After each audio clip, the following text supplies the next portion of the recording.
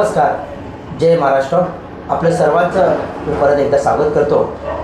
येणाऱ्या 15 जानेवारीला वसई विरार शहर महानगरपालिकेची जी इलेक्शन आहे, या इलेक्शनमध्ये बऱ्याचशा घडामोडी झालेल्या आहेत आणि खरोखरच ज्या लोकांना म्हणजे खरोखरच समाजसेवा आतापर्यंत लोकांची करत होती, अशा काही लोकांना तिकीट पक्षाने कापली आणि त्यानंतर ते लोक अपक्ष लढत आहेत.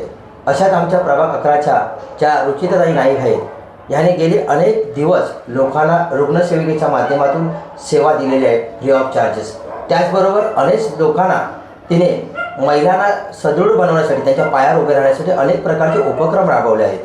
परंतु पक्षाने त्यांची कुठचीही दखल न घेता आज जी अपक्ष निवडणूक लढवण्याची त्यांच्यावरती जी वेळ आलेली आहे आणि एक खरोखरच पक्षाने का बरं हक्काचा उमेदवार जो निवडून येणार होता त्याला तिकीट नाही दिलं, ही काय खंत आहे आणि ही वरिष्ठांपर्यंत पोचलेल्या गोष्टी आहेत का, याविषयी आपण चर्चा करणार आहोत आपल्या कार्यालयामध्ये.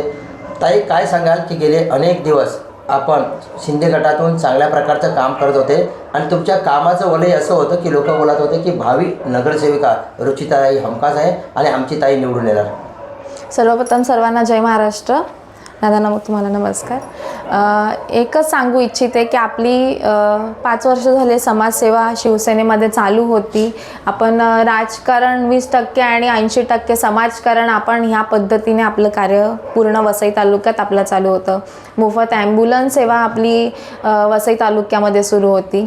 पण आता इलेक्शन आल्यावरती असं वाटत होतं की आपलं तिकीट फिक्स आहे. त्याप्रमाणे सर्व विरोधकसुद्धा बोलत होते की रुचिता नाईकचं तिकीट फिक्स आहे. नागरिकांमध्ये उत्साहाचं वातावरण होतं की रुचिता नाईकला तिकीट मिळणार आहे, तर आम्ही तुम्हाला वोट करू. म्हणजे जो खरंच तळागाळात उतरून कामं करतो अशा व्यक्तीला मदत करायला काही हरकत नाही, इथपर्यंत लोकांशी बोलणं झालं. ते स्वतःहून समोरून आपल्याला रिस्पॉन्स येत होता.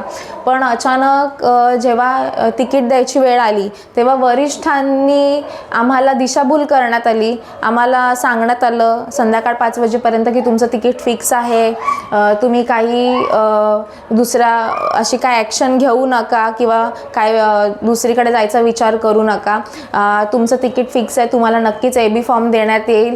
पण जसं संध्याकाळी 7 वाजले परत आम्ही त्यांना एकदा विचारलं की नक्की काय झालं आहे, तर आम्हाला असं कळलं की माझं नावच नाही आहे लिस्टमध्ये किंवा मला AB फॉर्मच देण्यात आलेला नाही आहे. त्याच्यामुळे मला तेव्हा खूप मोठा धक्का बसला. हे माझ्यासाठी खूप शॉकिंग होतं.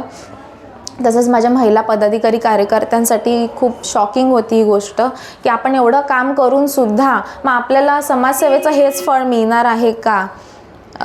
काय सांगाल, समाजसेवेचं हे फळ मिळणार आहे का असं सांगितलं, परंतु आपल्याला असं वाटत होतं की शिवसेना आपल्याला हमखास तिकीट देईल. तुम्ही कट्टर एक शिंदेवादी शिवसैनिक म्हणून महिला होता आणि अनेक पक्ष तुमच्याकडे त्या नजरेने पाहत होते की आमच्याकडे अशी एक लेडीज असावी, यावी. बऱ्याच लोकांनी ऑफर पण होते, पण तुम्ही कट्टर शिवसैनिक होते म्हणून तुम्हाला कोण बोलत नव्हते. काय ह्याचं फळ तुम्हाला काय मिळालं आता? नक्कीच आपण जी समाजसेवा लोकांसाठी करत आहोत तर कौतुकाची थाप तर सोडूनच द्या, पण वरिष्ठांनी साधी दखलसुद्धा घेतली नाही. खूप दुर्दैवी बाब आहे. आणि जेव्हा AB फॉर्म वाटण्याची वेळ आली तेव्हा माझ्या नावाचा विचार केला नाही, तर ही खूपच म्हणजे खूप धक्कादायक गोष्ट आहे माझ्यासाठी की आपण एवढं मनापासून शिवसेनेचं कार्य केलं, शिवसेना वाढवण्याचं काम केलं. आजपर्यंत नालासोपाऱ्यामध्ये कुठेही दादा शिवसेनेचं नाव नव्हतं, पण मी आज हक्काने सांगेन की शिवसेनेचं नाव आज माझ्यामुळे, रुचिता नाईकमुळे आहे आणि ते मी करायचं काम केलेलं आहे. इथे लोकांना समाजसेवा देण्याचं काम केलेलं आहे. तर कोण काम करतं? फक्त शिवसेनेची रुचिता नाईकमध्ये हॉस्पिटलची मोफत मदत असेल, मोफत ब्लड पाहिजे असेल, मोफत कुठे शिक्षण पाहिजे असेल, मोफत कोणाला रोजगार पाहिजे असेल, बायकांना मोफत स्वयंरोजगार, ही सगळी जी काही तळागाळातली कामं आहेत ती सगळी आपण मोफत करण्याचं काम इथे केलेलं आहे. ताई, एवढा मोठा धाडशी निर्णय आहे तुमचा. आता अनेक पक्ष इथे मातब्बल प्रभाग 11मध्ये उतरलेले आहेत, उमेदवार उतरलेले आहेत आणि तुम्ही अपक्ष म्हणून निवडणूक लढवत आहात. तुम्हाला काय वाटतं की नागरिक आणि तुमच्याबरोबर असलेल्या महिला कशा पद्धतीने प्रतिसाद देतील? नक्कीच आपण जी गेले 5 वर्ष लोकांची तळागाळात उतरून जी समाजसेवा करत आहोत तर लोकांना सुद्धा त्याप्रती लगाव आहे आपल्याप्रती. त्यांचं एकच म्हणणं आहे की इथे जो तळागाळात उतरून कामं करतोय आम्ही त्याच्याच पाठीशी आहेत. आता मी सगळं आपल्या जे काही मतदार बंधू भगिनी आहेत मी त्यांच्यावरती सोडलेलं आहे की तुम्ही ह्या वेळेस चेहरा बघा. मी आपल्या प्रभागामध्येच आपण इथे स्थानिक उमेदवार म्हणून राहतोय आणि कधी कोणी मला फोन केला तर 24 तास आपला फोन चालू असतो.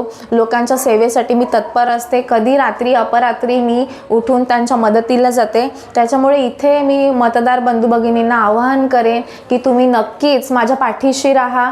जरी मला पक्षाने तिकीट नाही दिलं तरी अपक्ष म्हणून आपलं बॅट चिन्ह आहे तर तुम्ही येत्या 15 जानेवारीला मला बॅटवरती 1 वोट आपल्या बॅटला करा असं मी त्यांना आवाहन करेन.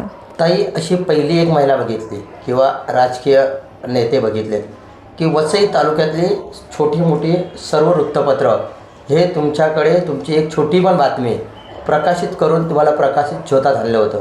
त्या वृत्तपत्राने तुमचं समाजसेवेचं काम लोकांपर्यंत पोहोचवलं आहे. याचा काही तुम्हाला फायदा होईल का? नक्कीच आपले पत्रकार बंधू जे आहेत ते आपल्या पाठीशी आहेत. त्यांनी सुद्धा आपली खरंच तळमळ बघितलेली आहेत. असं म्हणतात की समाजाचा तिसरा डोळा आपले पत्रकार बंधू असतो, आधारस्तंभ. तर त्या माध्यमातून त्यांनी माझी कामं लोकांपर्यंत पोहोचवण्याचं काम केलेलं आहे. खरंच मी त्यांच्याप्रती कृतज्ञ आहे आणि खरंच म्हणजे त्या पत्रकार बंधूंना मानावं लागेल की जे राजकारण्यांना जी दूरदृष्टी दिसत नाही, त्यांच्यापर्यंत कामं पोचत नाही, वरिष्ठांपर्यंत पोचत नाही, पण एक खरा सच्चे पत्रकार बांधव जे आपल्याला जोडून ठेवलेले आहेत त्यांच्यापर्यंत आपली कामं पोचतात. त्यांना माहीत आहे ही ताई खरंच मनापासून कामं करते आणि लोकांच्या सेवेसाठी ती हजर असते म्हणून ते आपल्या पाठीशी आहेत.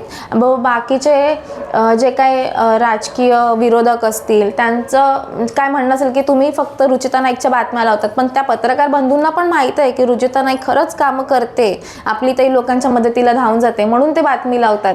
आता तुम्हाला सांगते आपण ही जी काही समाजसेवा करत आहोत गेली 5 वर्ष लोकांची, आपल्याला कधी अशी गरज नाही लागली की कोणत्या मंत्रीला आणू. आता काल आपल्या जे अंधेरीवरून ज्यांना माझं तिकीट ज्यांना दिलं आहे BJPमध्ये तर ती बाई अंधेरीची आहे, इथे स्थानिक नाही आहे. तर त्यांना अशी गरज लागली की इथे मंत्र्याला बोलून माझ्या दारात त्यांनी सभा घेतली. म्हणजे ही खूप माझ्यासाठी म्हणजे ही एक नाही त्यांच्यासाठी धक्कादायक गोष्ट आहे विरोधकांसाठी की रुचिता नाईकला कसं हरवायचं.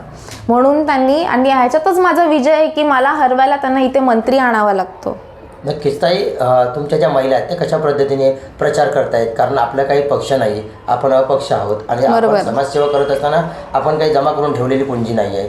आता डोअर टू डोअर ज्या तुमच्या महिला जाऊन प्रचार करतायत आणि अनेक लोकांपर्यंत कदाचित आपल्याकडे वेळ कमी आहे त्यामुळे आपण पोचू पण शकणार नाही. कारण आपल्याला वाटलं होतं की त्यावेळी पक्षाच्या माध्यमात तिकीट मिळेल आणि पक्षाची यंत्रणा सर्व कामं करतील आणि पोचतील. तर लोकांना काय असं आवाहन कराल की बाबा रे कशा पद्धतीने तुमचा जो आतापर्यंत चेहरा ओळखीचा आहे तो जरी त्यांच्यापर्यंत पोहोचलाच नाही, प्रत्येक एवढ्या 40,000 मतदारांपर्यंत आपण पोहोचू शकणार नाही कदाचित, पण ज्यांच्याबरोबर पोचलो आहोत आणि त्यांच्या रिलेटिव्ह नातेवाईक जे काय परिवार त्यांना काय आवाहन कराल तुम्हाला मतदान करण्यासाठी? नक्कीच मी सर्व मतदार बंधूंना आवाहन करेन की आपला खूप मोठा 42,000चा आपला मोठा वॉर्ड आहे. मी आपल्यापर्यंत पोचू शकत नसेल, मी ज्यांच्यापर्यंत पोचेन किंवा ज्यांच्यापर्यंत मी नाही पोचले आहे तर त्यांनी कृपया मला समजून घ्या. कारण आपला वॉर्ड खूप मोठा आहे, मी इथे अपक्ष उभी आहे, मला आपल्या सर्वांच्या साथीची खूप गरज आहे. मी आता अपक्ष म्हणून लढत आहे, आपलं चिन्ह बॅट आहे. मी त्यांना आवाहन करेन प्रभाग 11 क मधून 5 नंबरचं आपलं बटन आहे बॅटचं, तर तुम्ही नक्कीच मला तिथे मतदान करा. आताच आपलं पाहिलं की रुचिताताई नाईक ज्या आपल्याकडे होत्या प्रभाग 11 क मधून त्या निवडणूक लढवत आहेत.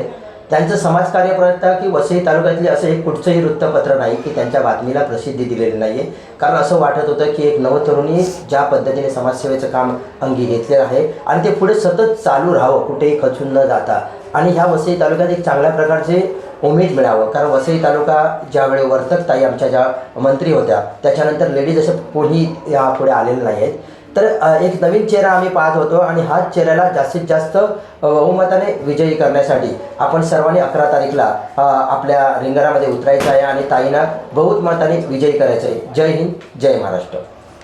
पुढील व्हिडिओ पाहण्यासाठी प्रभात समाचार यूट्यूब चॅनलला सबस्क्राईब करा.